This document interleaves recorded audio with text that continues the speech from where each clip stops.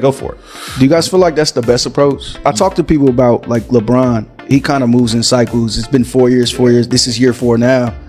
And each of the last iterations, it kind of went like this. It's kind of flamed out. But you do kind of owe it to the team, like the Rams, right? Fuck them picks. Yeah. Like, we need now. I feel like when you have a player that's reached elite status in this game where he can just control the game, that's when you should go for it. You go for Bird. Larry Bird just poured fuel on the NBA's biggest debate. The Boston icon didn't mince words when asked about today's game. His comments hit hard. "I call them cocktail guys," Bird said, locking eyes with the camera. "They always want to be where the action is." The message was clear. He was talking about LeBron James. He was talking about Kevin Durant. And what followed sent shockwaves through the basketball world. Because this isn't just a conversation about rings or resumes anymore. It's about something deeper. It's about what greatness truly means. Glad I played in the 80s because it was more that you could feel and hold and grab, and sometimes it'd be low in scoring games, but sometimes you score 130 points, so you didn't know going in what kind of game it was going to be. So I enjoyed the 80s, but I like to watch the game now. I like to see how it's played. A lot of people complain, but there's too many threes. I can remember a number of years ago, I was worried about the small guards. When you see Magic Johnson come in at 6'9", and the taller guards, 6'6", 6'7", come in, I was wondering where the 6'3". Here's a rewritten version with the same depth and drama, but smoother pacing and sharper structure.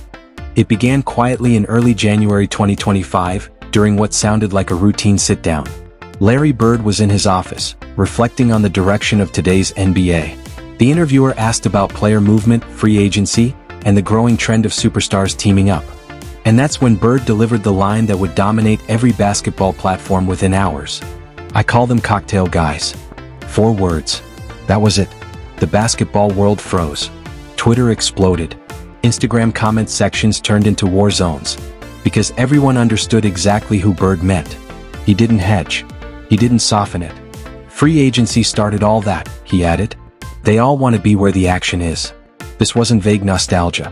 It was a direct critique of how modern superstars shape their careers, and the implications hit hard. And remember, this wasn't just another retired player chasing headlines. This was Larry Legend, 3-time champion, 3-time MVP, and the cornerstone of the Celtics dynasty. A man who spent his entire career in Boston, locked in battle with Magic Johnson's Lakers in what many still call the greatest rivalry the game has ever seen. When Bird talks about competition, legacy, and greatness, people pay attention. But this wasn't the usual old school versus new school argument. Bird wasn't complaining about soft defense, load management, or three-point volume. He was challenging something deeper. He was questioning the mindset, the philosophy, the DNA of how modern superstars pursue greatness. They all want to be where the action is. Think about that. Not where they can create the action. Not where they can build something from the ground up. But where the spotlight is already shining. It's the difference between founding a movement and joining one. Between designing the blueprint and moving into the finished house. Bird understood the weight of his words. Within hours, the quote was everywhere. LeBron supporters rushed to defend their guy. KD fans fired back with stats and finals MVPs. Old school fans nodded approvingly, posting the clip with captions like, "Finally, someone said it." Younger fans rolled their eyes, boomer energy, and listed all the ways today's game is more skilled, more advanced, more global. But here's the part that makes this story far more complicated than it first appears. Larry Bird didn't just criticize LeBron and KD. He defended them too. And that contradiction, that tension between critique and respect, is where the real story begins. You being, in my opinion, arguably one of the greatest shooters ever, who would be some of your Mount Rushmore type shooters? You named them all, and there's more, Reggie, because I can't think of all of them. Dale Ellis was a great shooter. Yeah. There's a lot of great shooters, And you're always going to leave somebody out, and people get their feelings hurt by that. I don't. I could care less. The one thing I do know, I always knew how good I was. Right. I didn't care what you thought of my game now, but I knew in the majority of the games I played. Let's talk about Larry Bird and LeBron James because their relationship, their respect, and their critique of the modern NBA is far more layered than that viral cocktail guys soundbite suggests. And to understand it, we have to go back a few years to February 2024, when Bird said something that shocked a lot of people, stating, "I tell people, quit whining about LeBron. Enjoy him while he's here. He's unbelievable. He's one of the greatest, if not the greatest, ever, And if you pause for a moment to really take that in, what you hear is Larry Bird, the man who battled Michael Jordan, who defined an era, who knows what true greatness looks like, placing LeBron squarely in the GOAT conversation with no hesitation, no backhanded compliment, no sarcasm, just plain respect. And yet, only a year later, Bird called some players cocktail guys, which seems contradictory on the surface, but when you dig deeper, it makes sense, because when LeBron made the decision in 2010 and left Cleveland to join Dwayne Wade and Chris Bosh in Miami, Bird called it a mistake, not a basketball mistake, but a legacy mistake, a perception mistake, because to Bird, how you win matters just as much as how many times you win. And in his old school mentality, the journey defines the crown, the process matters, the challenge matters. And the Miami Super Team changed everything, because before that, superstars didn't coordinate alliances, front offices built contenders, players competed against other stars, and while dynasties existed and teams were stacked, they were assembled through trades, through drafts, and through management strategy, not through group texts between MVP candidates deciding to take pay cuts and dominate together.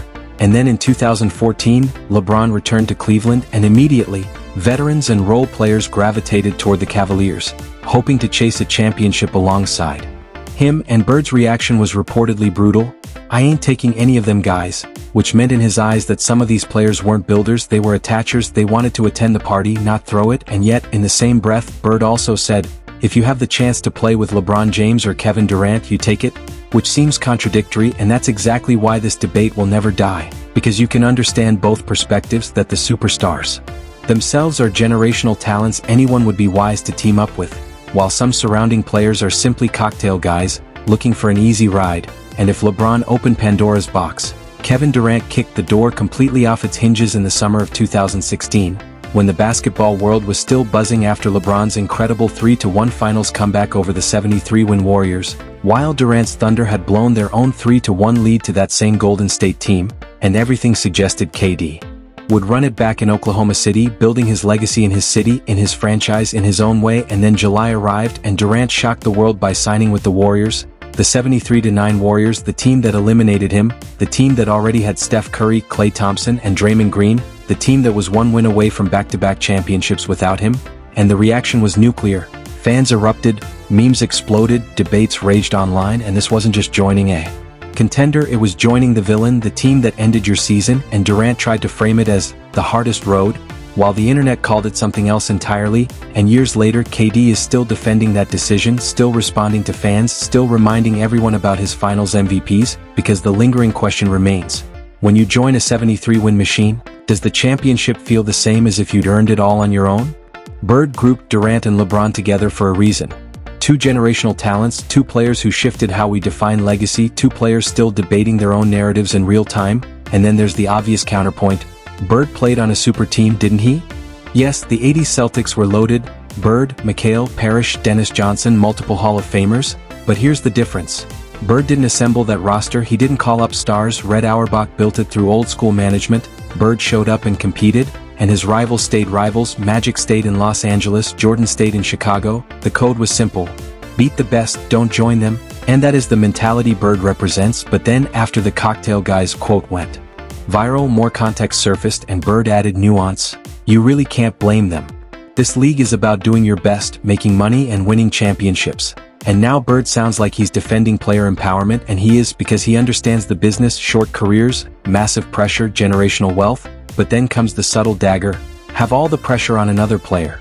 That's how it works in this league, which is Bird's way of explaining, not condemning, the modern super team era, because strategy isn't the same as mythology. And while super teams may be smart, efficient, and evolutionary, they redistribute the weight of the championship, create insurance policies, and if it fails, blame is shared. If it succeeds, credit is debated. And that is fundamentally different from Bird and Magic battling in the finals, or Jordan carrying the Bulls against the Jazz, where everyone knew whose shoulders bore the weight. And maybe super teams are smart, maybe they're evolution, or maybe in the court of public opinion they cost something intangible, because championships are counted but legacies are felt. And a recent poll showed nearly 60% of fans respect the old school mentality more than the modern super team era, despite the skill, the athleticism, the modern evolution of the game. And that tells you something about how Bird sees it.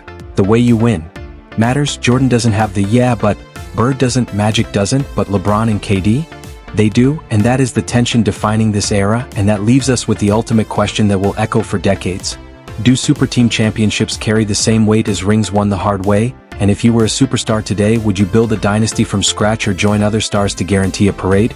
Because that is the debate Larry Bird reignited, reminding everyone that while we can understand modern choices, the way you win still defines history, perception, and legacy, and that is the heart of this discussion, the reason this conversation won't die, and why every fan, every analyst, every player still talks about it, because Bird has shown that respect, observation, and old-school values still have a place in a game dominated by money, strategy, and super teams. And ultimately, the story isn't about criticism, it's about understanding, about perspective, about seeing both sides, and about remembering that in basketball, as in life, the journey, the pressure, and the weight you carry on your own shoulders is what makes a championship truly meaningful.